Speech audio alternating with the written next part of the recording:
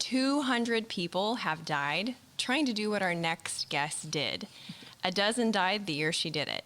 We're talking about summiting Mount Everest. That's making it to the top, not just climbing. Located on the border of China and Nepal, it's the highest mountain in the world. At over 29,000 feet above sea level, it's almost cruising altitude for a commercial airplane. So imagine being in the window seat and being eye to eye with a climber. At age 38 and only 8 weeks of training, she became one of 4,700 people to achieve this and only one of 605 women. Today, she's going to share how she went from non-athletic theater nerd to mountaineer and what you don't know about what it takes to get there. Stay to the end where she will share why it's never too late to start at the bottom. 3-time Iron Woman, pediatric RN, loves Jesus and loves to party. Mary Morgan Holotik Henderson. That is a long name, I know, sister. it's a whole lot of names. There's actually more. Oh, God. That's the shortened version. I would just be signing my name M. MM. MMHH. That's why I only sign my name Meredith. There's no, that's it. I'm like Madonna. So 9 years ago, you had never even run a mile.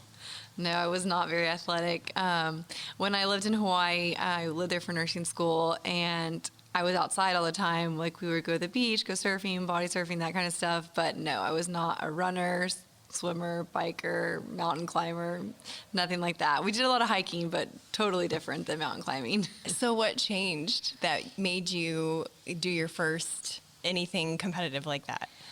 I think nursing really changed my attitude on life. Just seeing, I became a pediatric nurse, so just seeing kids suffering and kids that would never make it out of the hospital made me really realize how important life is, and it's just like a precious gift, and to just really take advantage of every moment, because life is a gift and you're not promised tomorrow, and to just take advantage of our able bodies, and to enjoy nature and all that God's blessed us with. It's funny that you said take advantage of our able bodies, because when you said that the patients had inspired you to live life to the fullest, I was thinking to myself, sister, there's other ways to live life to the fullest. Right. But when you put it in perspective of your able-bodiedness, that is amazing, because that makes it click for me. Like, yeah, you are able to do things, and you should experience them to their fullest, and what's not fuller than Mount Everest? Right. So what went into the process of preparing for that? I know you only had a short window of training, which is not recommended, but you did have to prepare. Yeah, absolutely. So Everest is my third of the 7 summits. I had done Aconcagua, which is the largest mountain outside the Himalayas, standing at around 23,000 feet. And I had done Kilimanjaro, which is amazing and wonderful, but it's more like a longer walk. Would definitely recommend it to anyone that is just starting out in mountaineering or just wanting to be outdoors and experience a different culture. It's beautiful and amazing. But for Everest, I called my guide from Aconcagua and asked him if he was taking a team up this last year, and he said yes. And he, they do everything through WhatsApp. So he called and left me kind of like a voice message and was like, yeah, you did great on Aconcagua. I think Everest would be a good next step for you. And then, blah, blah, blah, blah. You need to train about 4 to 6, 7 months. You're talking about 2020, right? And I was like, wait, no, I meant this year. This spring, actually. This is literally like a year ago this time, last January. So he was like, okay, well, I'm actually not going this year. We're doing K2, but I can put you in touch with another guide that I would trust with my life. And he's actually with me on Aconcagua right now. So he put me in touch with Arnold Koster, who is from the Netherlands but lives in Nepal. He's actually married to a Sherpa woman. Wow. And he's done quite a few of the 8,000 meter peaks in Nepal. So he put me in contact with him, and he had room on his team. So that started the 8 to 10 weeks of training that I had. And so, yeah, it was very unorthodox. Basically, I got in contact with Uphill Athlete, and they put me on a training schedule. I would just get on a treadmill with a 50 to 60 pound pack and just walk for 3 to 6 hours on a 15% incline. What? Mm-hmm. Yeah, it Are you was really serious? boring. We don't have any mountains here in Florida, so So I mean, like a serious treadmill, like just a yeah, treadmill. just up. Or I'd run stairs with a weighted vest. So pretty much that's what my life was for about 8 weeks before Everest. Wow. Mm-hmm. Okay, I did not expect that at all. So you watched a lot of Netflix, probably. A lot of Netflix. I watched every documentary, every movie on Everest while I was training. Was that helpful, or watching all those documentaries, did that plant seeds of fear at all, or just make you more excited to do No, it? it just made me really excited to get Wow. there. Yeah. So when you say I called my guy, are you talking about the guide that you used on the previous climbs? Yes. No, sorry. Excuse me. Maximo Koch is one of the biggest climbers in Argentina, South America area. He's summited more 6,000 meter peaks than anyone else in the world. He's like Guinness Book of World Records, amazing climber. So he took me on to the top of Aconcagua, and he's the guy I called, and he put me in touch with my guide from for Nepal. So And you didn't go with anyone. You went by yourself. yeah. So I went and met all the team in Kathmandu in Nepal.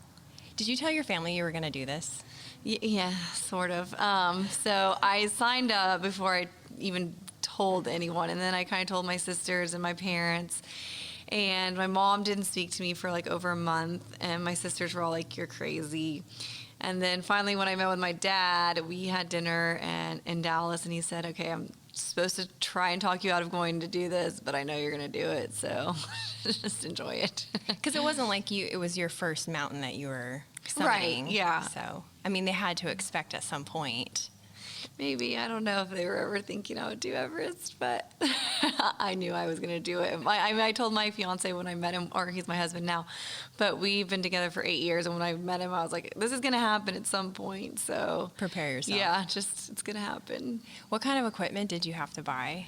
So I had a lot of stuff that I've been kind of collecting through the years and through other climbs, and I climb in the summer in Colorado and sometimes in North Carolina. So I had a lot of stuff. And then for cold weather, I had stuff from Kilimanjaro and a lot of stuff from Aconcagua. But a lot of like roping, like rope stuff, and a Jumar, which I didn't have too much. Wait, what is that? It's like kind of like a handle like this that you use to Okay. climb up on a fixed rope. So had to get one of those. Had my crampons, all the fun Yep. stuff for cold weather climbing. But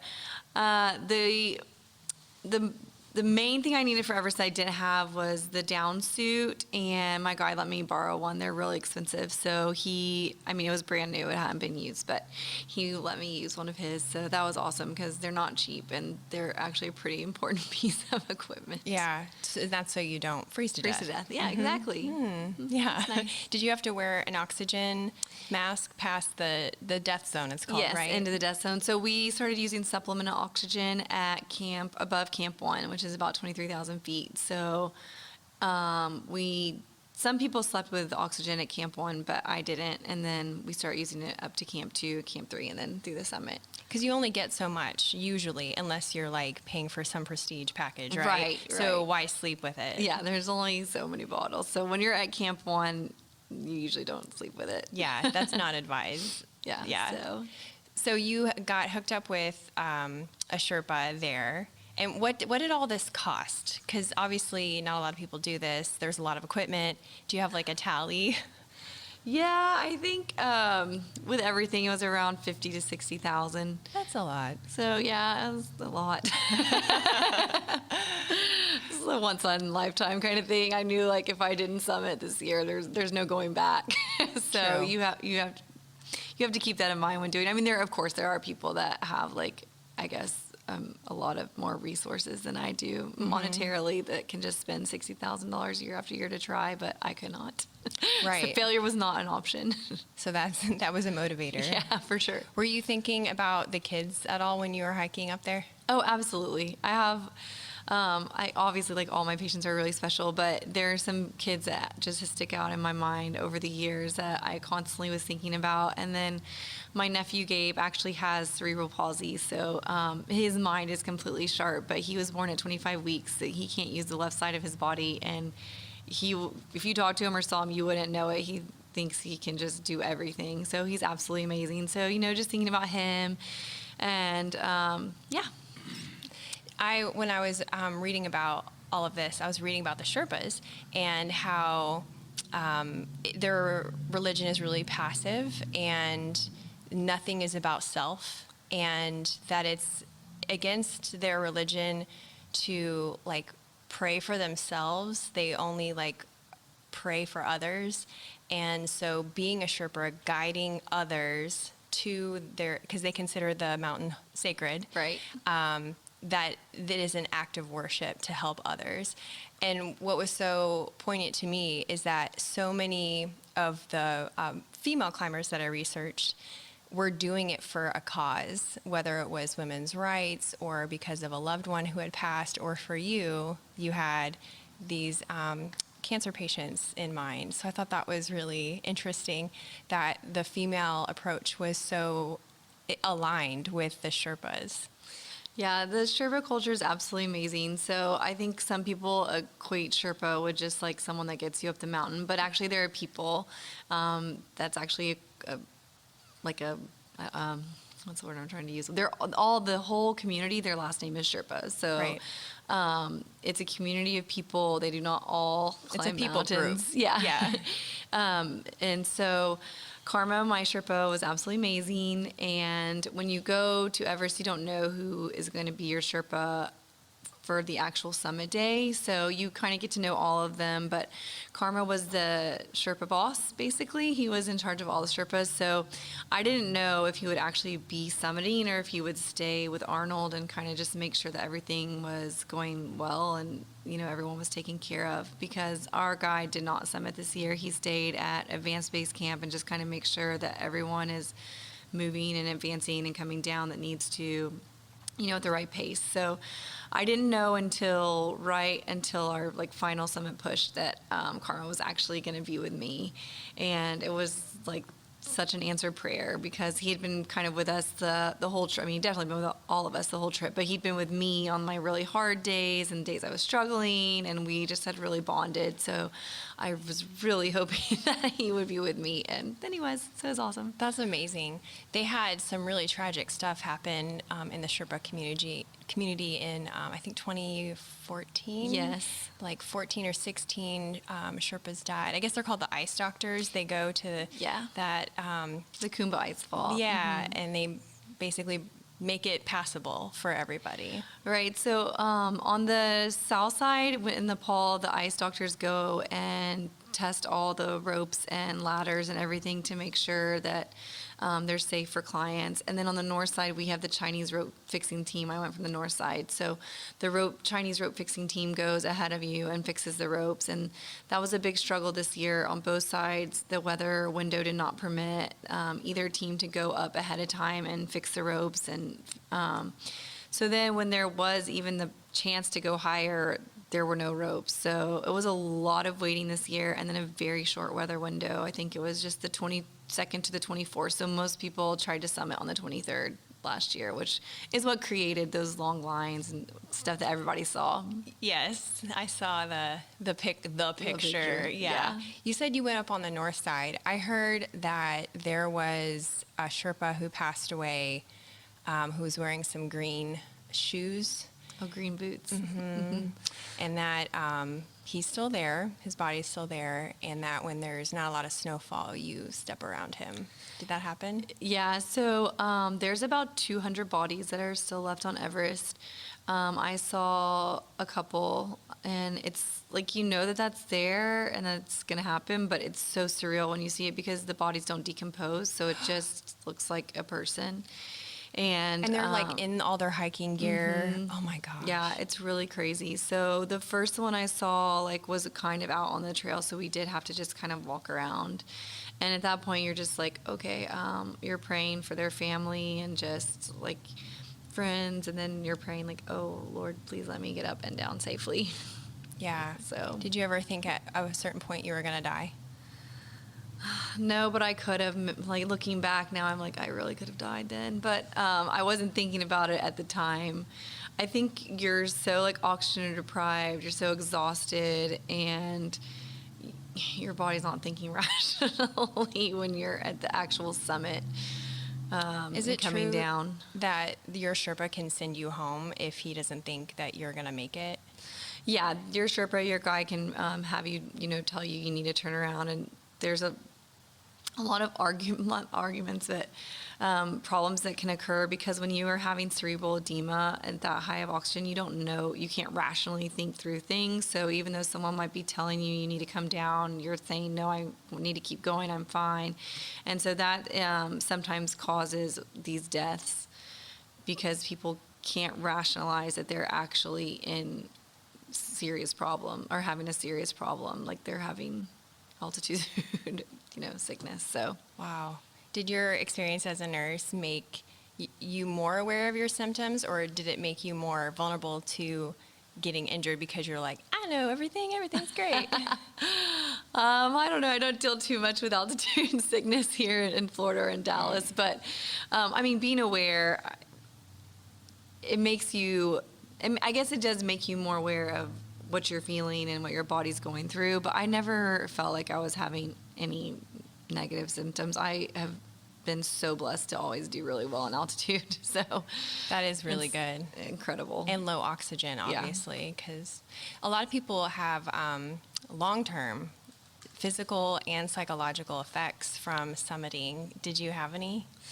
No, not that I know. Not that I know of. I might be a little crazier, but You're like, ask my family. yeah. I think I came home okay. I was really sick, like the 3 to 5 days after the summit, like coughing, upper respiratory stuff. But as soon as we started to go down, I felt fine. How long were you able to stay at the top?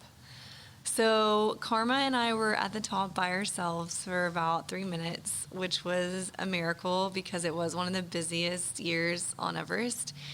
And we had been climbing up for about 20-something hours, and we climbed all through the night. So we left at like 7 at night and climbed until sunrise. So towards the end of the summit, there's a false summit kind of, and I didn't really know exactly where the summit was, but about 30 minutes before we reached it, Karma attached me from the ropes and started attaching me to these other ropes. And as we're climbing, I felt like we were running, but we were literally like step. But I was like, Karma, what are you doing? I can't breathe. Like, I'm not a Sherpa. Please stop. We're going too fast. Like, what are you doing? And little did I know, he was literally getting us around all these people so that we would be like the first people to summit. So there might have been people summit before me, or I have no idea, but there was no one up there when we got up there. So it was absolutely amazing, and the sun was rising, and it was just Oh my gosh. so gorgeous. That gives me goosebumps, Yeah. just imagining it. It was incredible.